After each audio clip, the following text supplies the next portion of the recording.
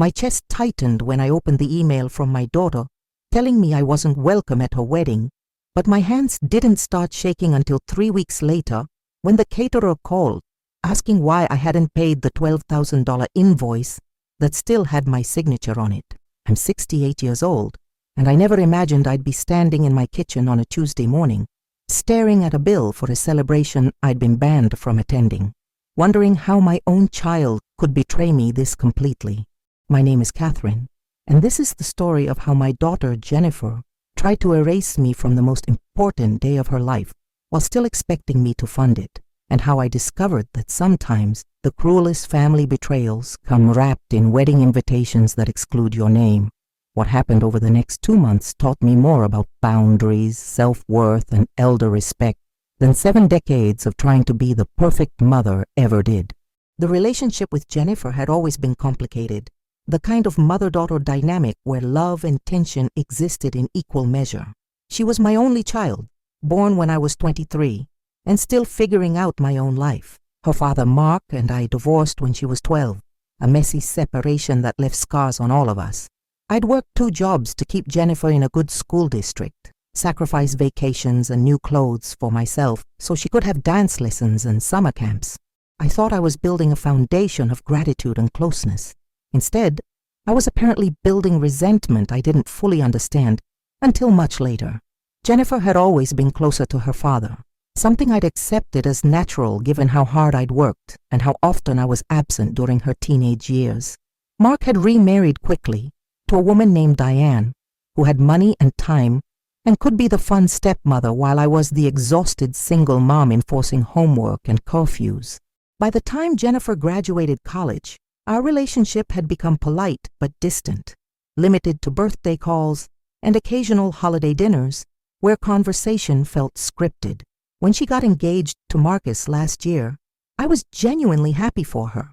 Marcus seemed kind and stable, a software engineer with a calm demeanor that balanced Jennifer's intensity. She called me on a Sunday afternoon in March to share the news, her voice bubbling with excitement. I could hear Marcus laughing in the background, and for a moment everything felt normal between us. She said they were planning a fall wedding and wanted to keep it relatively small and intimate. I offered immediately to help however I could, both financially and with planning. That's when the dynamic shifted in ways I didn't recognize at first. Jennifer started mentioning wedding costs casually, dropping numbers into conversations like she was testing my reaction. The venue deposit, the photographer retainer, the dress she'd found at an exclusive boutique. Each mention came with a subtle expectation, never directly asked but clearly implied.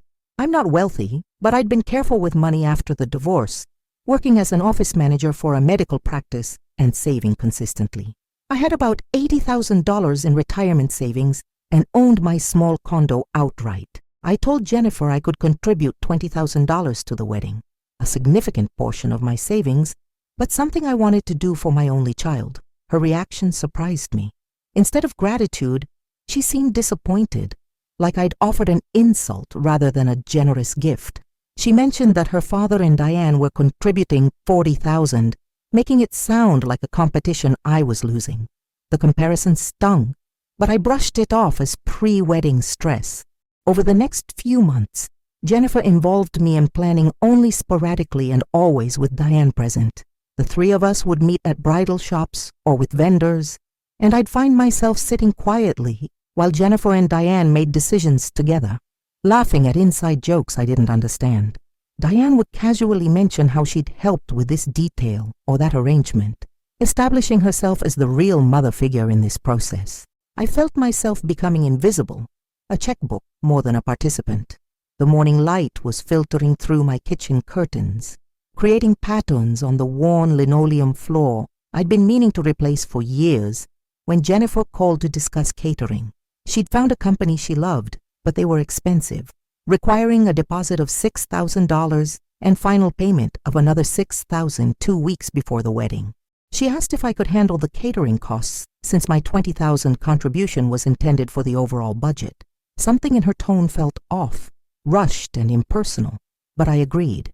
She said she'd send me the contract to sign and return with my deposit check. The contract arrived by email 2 days later. I printed it, read through the details about menu selections and service requirements, and signed it along with a check for $6,000. I mailed both to the catering company's address listed on the contract. Jennifer texted thanks and said everything was coming together beautifully. That was in June, 4 months before the October wedding date. July passed with minimal communication from Jennifer. I'd call and leave messages that went unreturned for days. When she did call back, conversations were brief and transactional, focused on wedding logistics rather than our relationship. I told myself she was just busy with planning and work stress. I didn't want to be the demanding mother who needed constant attention. I gave her space, hoping things would improve once wedding pressure subsided. The email came on a Wednesday evening in early August.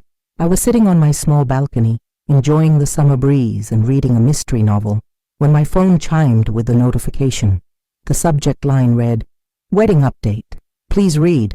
I opened it expecting details about the ceremony schedule or maybe a request for my guest list. Instead, I found 3 paragraphs that shattered my understanding of my relationship with my daughter.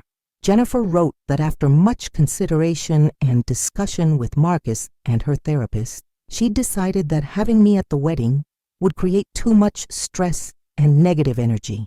She said our relationship had always been strained, that I'd been emotionally absent during her childhood, and that she needed her wedding day to be filled only with people who truly supported her happiness. She was uninviting me from the ceremony and reception. She'd still appreciate my financial contribution since commitments had been made based on that expectation. But my presence was no longer welcome. The words blurred as tears filled my eyes. I read the email 3 times, trying to find some misunderstanding, some joke, something that would make the cruelty less absolute. But the language was clear and deliberate. She'd discussed this decision with multiple people, planned it carefully, and delivered it via impersonal email 2 months before the wedding. She was taking my money but rejecting my presence, treating me like a bank rather than her mother. I didn't sleep that night. I lay in bed replaying every conversation, every interaction, trying to understand where things had gone so wrong. Yes, I'd worked constantly during her childhood, but that was survival, not neglect. I'd attended every school play I could, helped with homework when I wasn't exhausted, tried my best as a single mother with limited resources. Was that not enough? Had I failed her so completely that I deserved to be erased from her wedding day? By morning, hurt had transformed into anger. I called Jennifer's number repeatedly, but she didn't answer.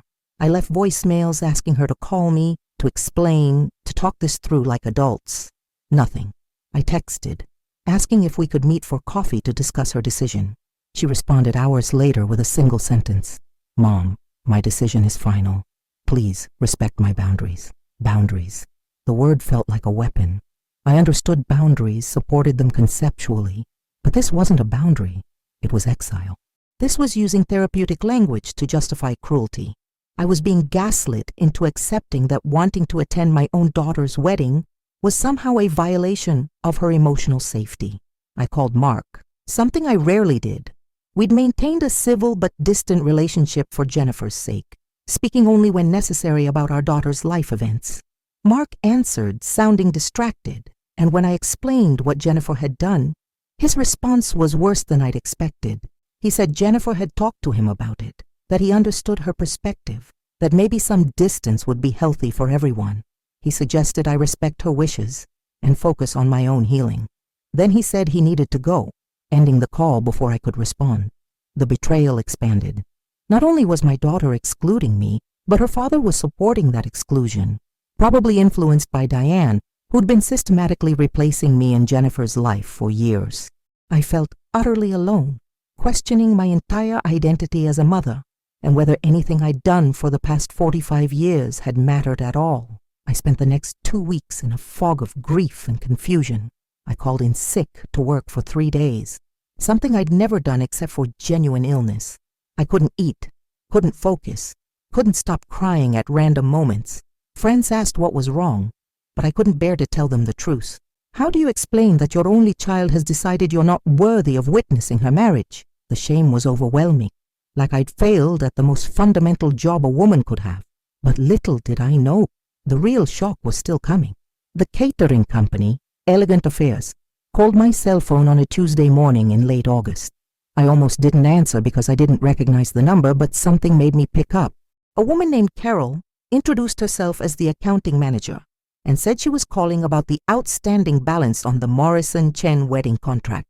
I was confused. I explained that I'd sent the $6,000 deposit in June and understood the final payment wasn't due until 2 weeks before the October wedding. Carol went silent for a moment, then said she needed to clarify something. According to their records, I was listed as the primary client, responsible for the full contract amount of $12,000. The deposit had been received and cashed, but they needed confirmation about the final payment schedule since the wedding was now only 6 weeks away. My stomach dropped. I asked Carol to email me a copy of the contract they had on file. She agreed, and I hung up feeling dizzy with apprehension. The email arrived within minutes, and when I opened the attachment, my confusion turned to rage. The contract was the same one I'd signed, but with one critical difference.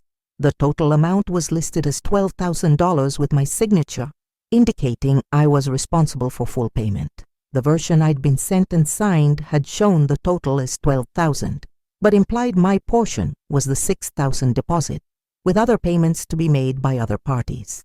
I pulled out my file where I kept wedding documents and found my original copy of the contract Jennifer had sent me.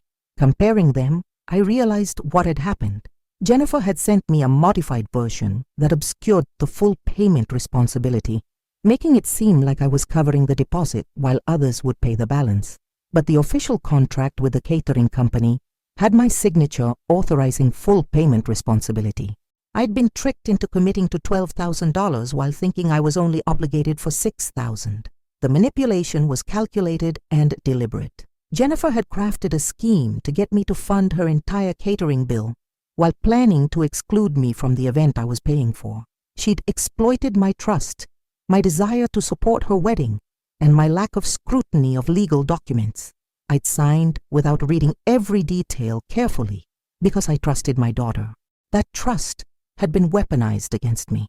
I called Carol back immediately and explained that I'd been misled about the contract terms, that I was no longer invited to the wedding I was apparently funding, and that I wouldn't be paying the remaining $6,000. Carol listened sympathetically, but explained that legally, my signature on the contract made me responsible for the full amount. If I didn't pay, the catering company would pursue collection, potentially damaging my credit and taking legal action. I felt trapped, manipulated into a corner where my only options were to pay for my own exclusion or face financial and legal consequences. The anger I'd been feeling crystallized into something harder and more focused. My daughter hadn't only rejected me emotionally, but was actively stealing from me, using legal manipulation to fund her celebration while erasing my presence from it. I contacted a lawyer that afternoon, someone a friend had recommended for family legal issues. His name was Richard Brennan, a man in his 50s with kind eyes and a direct manner. I explained the entire situation, bringing copies of both contracts, the exclusion email, and documentation of my deposit payment. Richard reviewed everything carefully, asking clarifying questions and taking notes.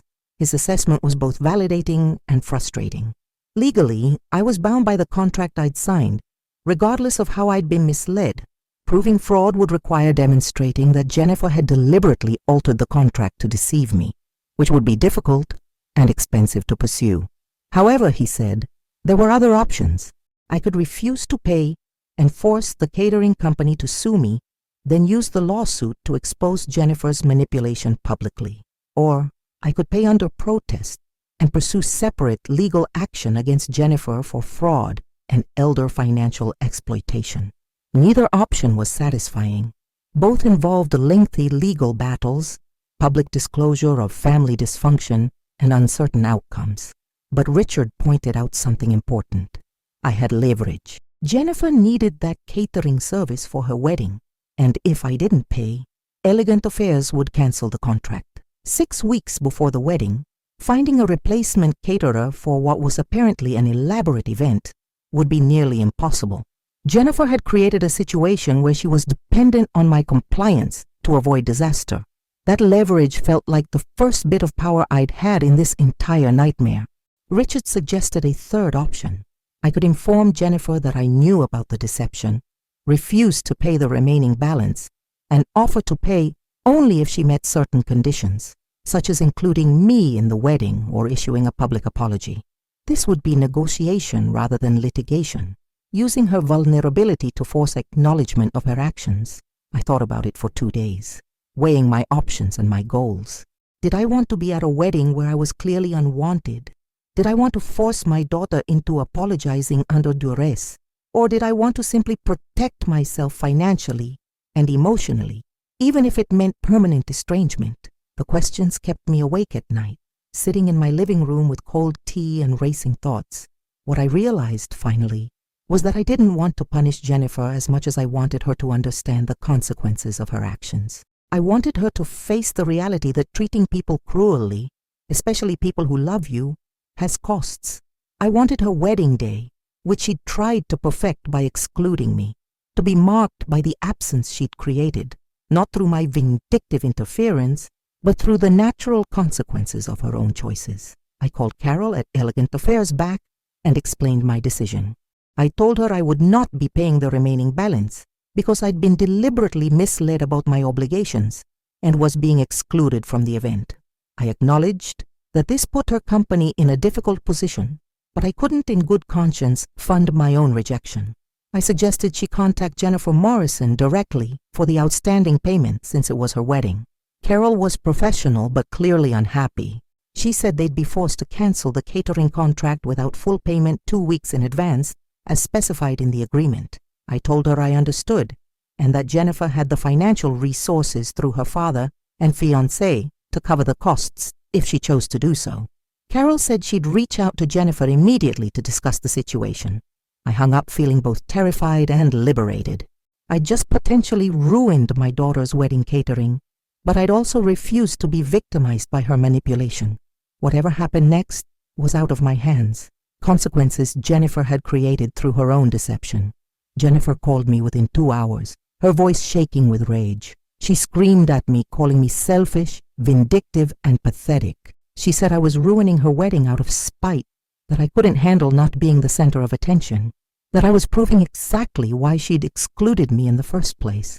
Her words were designed to wound, and they did, each accusation hitting like a physical blow.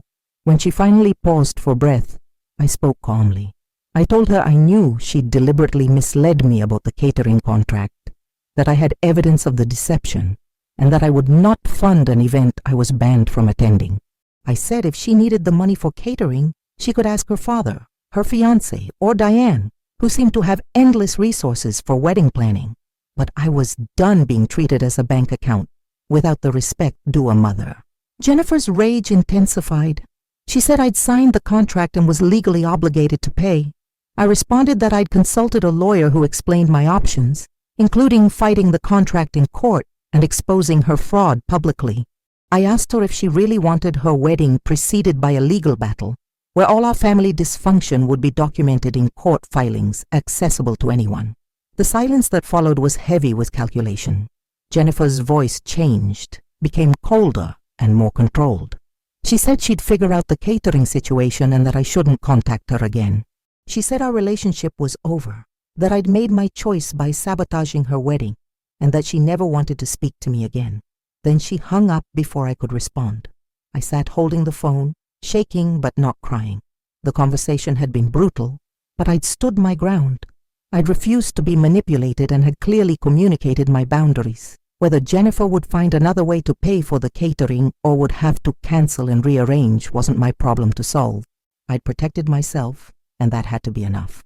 The next week was quiet, unsettlingly so. I heard nothing from Jennifer, Mark, or anyone else involved in the wedding planning. I went to work, maintained my routines, and tried to process the emotional wreckage of the past month. Friends who knew something was wrong offered support, but I still couldn't bring myself to explain the full situation. The shame and grief were too raw, too exposing. Then I received a Facebook message from Diane, Mark's wife, who I'd barely communicated with in years. Her message was long and accusatory, explaining how disappointed she was in my behavior how I was using Jennifer's wedding as a weapon to hurt her, and how I was demonstrating exactly the kind of toxic parenting that had damaged Jennifer in the first place. She said Mark, and she had decided to cover the catering costs to save Jennifer's wedding from my sabotage, but that they wanted me to know what kind of person I'd proven myself to be. The message enraged me more than anything Jennifer had said. Diane, who'd known Jennifer for less than 15 years, was lecturing me about parenting and characterizing my refusal to be defrauded as toxic behavior. She was positioning herself as the rescuer, the good mother figure who stepped in when the biological mother failed. The narrative was completely twisted, erasing Jennifer's deception and manipulation while painting me as the villain. I didn't respond to Diane's message. There was no point in trying to explain or defend myself to someone who'd already decided I was the problem. But I did take screenshots of her message and added them to my growing file of documentation about this entire situation. I'd learned through this process that keeping records was essential, that family betrayals often require evidence to protect yourself from gaslighting and revised histories. I also made a decision that felt both painful and necessary. I contacted my bank and changed my will, which had previously left everything to Jennifer. I redirected my modest estate to be divided between 3 charities I'd supported over the years: an organization providing services to single mothers, a scholarship fund for first-generation college students, and an animal rescue where I'd volunteered. I notified Jennifer by formal letter sent through my lawyer that she'd been removed as my beneficiary due to her attempted financial exploitation. I wanted her to know that her actions had concrete consequences beyond just the wedding situation. Richard Brennan, my lawyer, advised me that this was within my rights and actually wise given the circumstances. He said cases of adult children manipulating elderly parents financially often escalated over time, and establishing clear boundaries now could prevent future exploitation. He also suggested I put fraud alerts on my credit reports and make sure Jennifer had no access to any of my financial accounts or information. I followed his advice, spending an afternoon calling banks and credit bureaus to lock down my financial security. The process was tedious and made me feel paranoid, like I was overreacting or being suspicious of family unnecessarily. But every professional I spoke to validated my concerns, sharing that elder financial exploitation by adult children was common and often escalated when initial attempts weren't stopped firmly.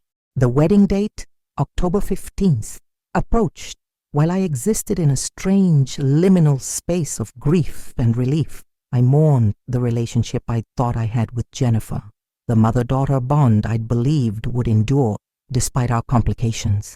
But I also felt freed from the exhausting work of trying to earn love from someone who seemed determined to withhold it. I didn't have to keep proving my worth or accepting poor treatment in hopes that patience would eventually change things. On the wedding day, I woke early and went hiking at a state park an hour from my home. I decided to fill the day with something meaningful for me, rather than sitting home imagining the celebration I was excluded from. The October air was crisp, leaves brilliant with fall colors, and the physical exertion of climbing trails provided an outlet for the emotions churning inside me. As I hiked, I thought about all the moments I'd imagined for Jennifer's wedding. Walking her down the aisle since Mark had walked out of being a daily parent decades ago. Dancing with her at the reception, a tradition I'd looked forward to since she was small. Meeting Marcus's family and feeling like I belonged to the occasion. Those moments were gone, erased by Jennifer's decision, and I needed to grieve them while also releasing the fantasy of what could have been. At the summit of the trail overlooking a valley of gold and crimson trees, I let myself cry fully for the first time in weeks. Not quiet, controlled tears, but deep, racking sobs that felt like they were tearing something loose inside me. I cried for the daughter I'd raised who'd become someone I didn't recognize. I cried for the relationship that had never been what I'd hoped. I cried for my own failures and limitations as a mother, the ways I'd been absent or imperfect, and I cried for the loss of the future I'd imagined, where Jennifer and I would grow closer as she matured and eventually understood the sacrifices I'd made. When the crying finally subsided, I felt empty but clearer. The grief would continue, would probably surface unexpectedly for months or years. But I'd begun the process of accepting reality. rather than fighting against it. Jennifer had made her choice. I'd protected myself from exploitation. Neither of us had behaved perfectly, but I could only control my own actions going forward. I returned home that evening exhausted but calm. There were no messages from anyone about the wedding, no attempts to include me even at the last minute, no acknowledgement that I was sitting home while my daughter married. The silence was its own message. I'd been successfully erased, and no one involved felt any need to repair what they'd broken. But then, 3 days after the wedding, I received a call from Carol at Elegant Affairs. Her voice was professional but curious as she asked if I'd heard about what had happened at the wedding. I told her I hadn't, that I'd been excluded from the event. She paused, then said she thought I should know that there had been significant problems with the catering service. Mark and Diane had indeed paid the outstanding balance 2 weeks before the wedding, allowing the contract to proceed. But on the day of the event, there'd been massive confusion about the service details. The contract I'd signed specified certain menu items, timing, and service requirements that Jennifer had apparently changed after taking over payment. However, those changes hadn't been properly documented or communicated to the catering team. The result was chaos. Food arrived that didn't match what Jennifer had ordered. Service timing was off, leaving guests waiting long periods between courses. Several dietary restrictions Jennifer had communicated verbally, but hadn't confirmed in writing, weren't accommodated, leaving some guests unable to eat the meal. The beautiful presentation Jennifer had planned didn't materialize because the original contract specifications were followed instead of her later modifications. Carol explained that Jennifer had been furious, threatening legal action against Elegant Affairs and demanding a full refund. The company was refusing, pointing to the contract terms that had been properly followed, and noting that Jennifer's payment had come so late that full coordination of changes wasn't possible. The situation had apparently created significant tension at the wedding, with Jennifer visibly upset during the reception and several guests commenting on the service problems. Carol admitted she probably shouldn't be telling me any of this, but she felt I deserved to know, given how I'd been treated in the contract situation. She said the complications weren't directly my fault, but they'd stemmed from the messy transition of payment and responsibility that Jennifer had created through her deception. In trying to manipulate me into paying while excluding me, Jennifer had created administrative confusion that ultimately hurt her own event. I thanked Carol for telling me and hung up feeling a complicated mix of emotions.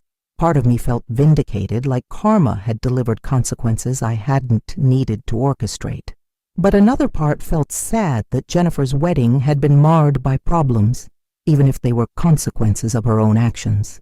I didn't want her to suffer. I just wanted her to understand that treating people poorly has costs. Over the following weeks, I heard through indirect channels that Jennifer's marriage had begun under tension. The wedding mishaps had been embarrassing, and Jennifer blamed everyone but herself, the catering company, Mark and Diane for not paying earlier, me for creating complications by refusing to pay. She apparently told people I'd sabotaged her wedding out of spite, conveniently omitting the part about excluding me while expecting me to fund it. This narrative spread through extended family and Jennifer's social circle. I received several messages from relatives asking my side of the story, confused by Jennifer's version that painted me as vindictive and unreasonable. I struggled with how much to explain, not wanting to air family dysfunction publicly, but also not wanting to accept blame I didn't deserve. I ultimately decided to share the truth selectively, only with people who asked directly and seemed genuinely interested in understanding rather than judging. I sent copies of the contract documents, the exclusion email, and other evidence to a few key family members, letting the facts speak largely for themselves. Most people, seeing the documentation, were shocked by Jennifer's deception and understood why I'd refused to comply. But some people, particularly those closer to Jennifer, still defended her actions or suggested I should have been the bigger person by paying anyway. These responses revealed something important about how elder exploitation is often minimized or excused. There's a cultural assumption that parents, especially mothers, should endlessly sacrifice for their children, regardless of how they are treated. Refusing that expectation is framed as selfishness rather than self-protection. I began connecting with online communities for parents estranged from adult children, something I'd never imagined I'd need. These groups were filled with mothers and fathers sharing stories remarkably similar to mine. Adult children who demanded financial support while withdrawing emotional connection, manipulation tactics disguised as boundaries, exclusion from major life events after decades of sacrifice. The commonality was both comforting and heartbreaking, evidence that I wasn't alone in this experience, but also that it was devastatingly widespread. Through these communities, I learned language and frameworks for understanding what had happened. Terms like financial exploitation, emotional manipulation, and parental estrangement describe dynamics I'd experienced but hadn't known how to name. I learned about trauma bonding, triangulation, and scapegoating, patterns that illuminated aspects of my relationship with Jennifer going back years. I also learned about the importance of grieving not just the current loss, but the relationship I'd thought I had. Many parents in these groups described discovering that their adult children harbored resentments and grievances they'd never previously expressed, revising family history in ways that erased positive memories and exaggerate conflicts. Processing that kind of revision required mourning the past you thought you'd shared, accepting it might not have been what you believed. 6 months after the wedding, I received an unexpected message from Marcus, Jennifer's husband. He asked if we could meet for coffee to talk, saying there were things he wanted to tell me privately. I was hesitant, worried it might be a trap or an attempt to further manipulate me. But curiosity won out, and I agreed to meet at a neutral cafe. Marcus arrived looking uncomfortable, dark circles under his eyes suggesting he hadn't been sleeping well. He apologized for intruding but said he felt I deserved to know some things Jennifer wouldn't tell me. He explained that their marriage was struggling, that fights about the wedding and its aftermath had never fully resolved. He said Jennifer had been carrying enormous guilt about how she'd treated me, but was too proud and defensive to admit it. More significantly, Marcus shared that he hadn't known about Jennifer's plan to exclude me while keeping my financial contribution until after I'd refused to pay the final catering balance. Jennifer had told him I was choosing not to attend because of scheduling conflicts, that I'd offered to pay for catering as a gift, even though I couldn't be there. He'd only learned the truth when the catering crisis forced Jennifer to explain the real situation. Marcus said he'd been shocked and disturbed by the deception, both toward me and toward him. It had sparked doubts about Jennifer's honesty and made him question what else she might be manipulating or hiding. They'd been in couples counseling for months, trying to rebuild trust, but the issues ran deeper than just the wedding situation. He was sharing this because he thought I should know that my decision to refuse payment hadn't been wrong or vindictive, that you'd been responding to genuine deception. I listened to Marcus carefully, appreciating his honesty, but also recognizing his own agenda. He wanted absolution for having been part of my exclusion, wanted to position himself as the good guy who'd been deceived along with me. I couldn't give him that comfort completely because he'd still married Jennifer, knowing I'd been excluded without questioning it sufficiently. But I did thank him for telling me the truth and acknowledged that Jennifer had manipulated both of us in different ways. Marcus asked if I'd consider meeting with Jennifer in therapy to try to repair the relationship. He said Jennifer was too proud to ask directly, but that her therapist thought family of origin work was essential for her healing. I told Marcus I'd think about it but couldn't promise anything. The truth was, I didn't know if I wanted to repair the relationship, whether the effort would be worth the likely outcome of more hurt and disappointment. After Marcus left, I sat alone at the cafe for a long time, watching people come and go, thinking about forgiveness and boundaries, and what I actually wanted for the rest of my life. I was 68 years old. How many years did I have left? Did I want to spend them in conflict with my daughter, or in the hard work of reconciliation, or in peaceful distance, where I protected my energy for relationships that felt mutual and life-giving? There was no obvious answer, no right choice that would make everything better. Each option had costs and potential benefits. I could pursue reconciliation and risk being hurt again when Jennifer's patterns didn't fundamentally change. I could maintain distance and risk regretting missed opportunities for connection later. I could seek some middle ground and risked the dissatisfaction of half measures that pleased no one. What I realized sitting there was that I didn't have to decide immediately. I could sit with uncertainty, allow time and distance to provide clarity, respond to future overtures if and when they came, rather than forcing resolution now. This itself was a form of empowerment, refusing the pressure to quickly forgive or to permanently cut ties, instead honoring my own need for time and space to heal. I drafted a careful email to Marcus later that evening. I thanked him for reaching out and for his honesty about the situation. I told him I appreciated knowing that Jennifer was experiencing some guilt and was in therapy, that those were positive signs, but I explained that I wasn't ready for direct contact with Jennifer yet, that I needed more time to process my own hurt and to establish what kind of relationship, if any, I wanted going forward. I said I hoped he and Jennifer could work through their marriage issues and that I wished them both healing, but my participation in that healing wasn't guaranteed. Marcus responded warmly, saying he understood and respected my boundaries. He asked if he could keep me updated occasionally on how things were going, and I agreed to that limited contact. It felt like a small opening, not a reconciliation, but not total estrangement either, a middle path that acknowledged connection while protecting myself from immediate vulnerability. The months that followed brought unexpected gifts alongside ongoing grief. I invested more energy in friendships that had been somewhat neglected during years of focusing on Jennifer's needs and managing our complicated relationship. I traveled to visit my college roommate who'd moved to Arizona, spending a week hiking and laughing and remembering who I'd been before motherhood consumed my identity. I took a painting class I'd been interested in for years, discovering a creative outlet that brought me joy, independent of family drama. I also continued my advocacy work around elder financial exploitation, sharing my story anonymously in community education sessions and writing articles for senior-focused publications. Helping others recognize manipulation tactics and protect themselves provided meaning to my painful experience. If my struggle could prevent even one other parent from being similarly victimized, it had value beyond just my personal healing. I thought often about the lessons this experience had taught me, about how love without boundaries becomes enabling, about how sacrifice isn't always appreciated and can breed resentment rather than gratitude, about how we teach people how to treat us through what we accept, and by accepting poor treatment for years, I'd inadvertently communicated that such treatment was okay.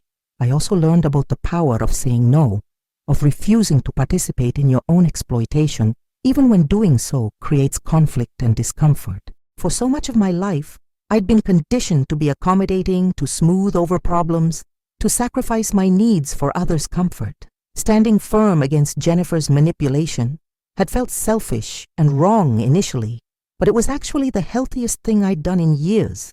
1 year after the wedding that I didn't attend, but nearly funded through deception, I received a letter in the mail from Jennifer.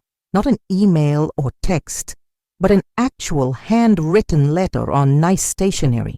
My hands trembled opening it, unsure whether I'd find an apology or further accusations. The letter was 6 pages long, and I had to read it twice to fully process what Jennifer had written. She started by acknowledging that she'd treated me horribly, that the wedding exclusion and financial manipulation were inexcusable, regardless of whatever grievances she held about our relationship. She explained that therapy over the past year had helped her understand how she'd been scapegoating me for all her unhappiness, blaming me for choices and struggles that were actually her own responsibility. Jennifer wrote about resentments she carried from childhood, about feeling like I'd chosen work over her, about jealousy of friends whose mothers were more available. She acknowledged that those feelings, while real to her, didn't justify how she'd treated me as an adult. She said she'd been angry and hurt about things from decades ago, but had never communicated those feelings directly, instead acting them out through increasing coldness and eventual cruelty. The letter explained that her therapist had helped her see patterns she'd inherited from our family dynamics, ways she'd learned to manage difficult emotions through distance and punishment rather than direct communication. She was working on these patterns in her marriage with Marcus, and realized she needed to address them in our relationship too, if I was willing. Jennifer didn't ask for immediate forgiveness or reconciliation. She simply said she was sorry, that she understood if I never wanted to speak to her again, but that she wanted me to know she recognized what she'd done was wrong. She said she was committing to therapy long-term, working on becoming someone who could have healthy relationships rather than destructive ones. She left her contact information and said I could reach out if and when I felt ready or never, and she'd respect whatever I decided. I cried reading that letter, tears of relief and grief mixed together. It wasn't perfect. It didn't undo the hurt or erase the consequences. But it was honest acknowledgement, something I'd needed to hear, even if I'd convinced myself I didn't care whether it ever came. Jennifer was taking responsibility for her actions without deflecting or justifying. That was significant, perhaps the beginning of actual change, rather than just temporary appeasement. I didn't respond to the letter immediately. I let it sit, let myself process the complex emotions it stirred up. I talked it through with my therapist, with close friends, with people in my estranged parents' support group. I thought carefully about what I actually wanted, not what I thought I should want as a mother, but what felt right for me as a person protecting my own well-being. After a month of reflection, I wrote Jennifer back. I thanked her for the letter and acknowledged that it took courage to write. I told her I appreciated her honesty about her process and her recognition of how she'd acted. I also said I wasn't ready for regular contact or a return to a close relationship, that I needed to rebuild trust slowly if we were going to rebuild at all. I proposed that we start with occasional emails, letting me get comfortable with communication again without the pressure of phone calls or in-person meetings. I said I hoped her therapy continued to be helpful, and that I was doing my own work on healing and understanding my part in our relationship patterns. I didn't commit to anything beyond this minimal contact, but I left the door open for more if and when it felt right. Jennifer responded to my letter warmly, agreeing to my terms and thanking me for being willing to try even this limited connection. She sent brief updates every few weeks, sharing bits about her life without demanding reciprocation or pushing for more than I'd said I was ready for. The emails were careful and respectful, evidence that she was actually working on changing her behavior rather than just saying she would. Over the next year, we gradually expanded our contact. Email exchanges became longer and more personal. I agreed to a phone call for my birthday, a brief conversation that felt awkward but not hostile. Eventually, we met for coffee in a public place. 2 hours of difficult conversation, where we both cried and stumbled over words, but made progress toward understanding each other. It hasn't been a fairy tale reconciliation. There are still moments of tension, topics we avoid, hurts that haven't fully healed. Jennifer and I will probably never have the close, uncomplicated relationship I once imagined. Too much has happened. Too much trust was broken. But we're building something real, based on honesty and boundaries and mutual respect, rather than obligation and unexpressed resentment. More importantly, I've built a life for myself that doesn't depend on Jennifer's approval or presence. I have friendships, activities, purpose, and joy that exist independent of our relationship. If we continue to repair and grow closer, that's a bonus, not the foundation of my well-being. And if we ultimately can't rebuild enough trust, I know I'll survive and even thrive because I've learned to value and protect myself. The money I didn't spend on wedding catering, I've used for things that matter to me. I took a 2-week trip to Italy I dreamed about for decades. I made improvements to my condo that I'd been delaying. I increased my charitable donations to organizations supporting causes I care about. The resources are enriching my life rather than being extracted by someone who didn't respect or appreciate me. I think about the catering invoice sometimes. That moment when I discovered Jennifer's signature alongside my own on the contract for an event I was banned from. That piece of paper crystallized the betrayal in such a concrete way, made undeniable what I'd been.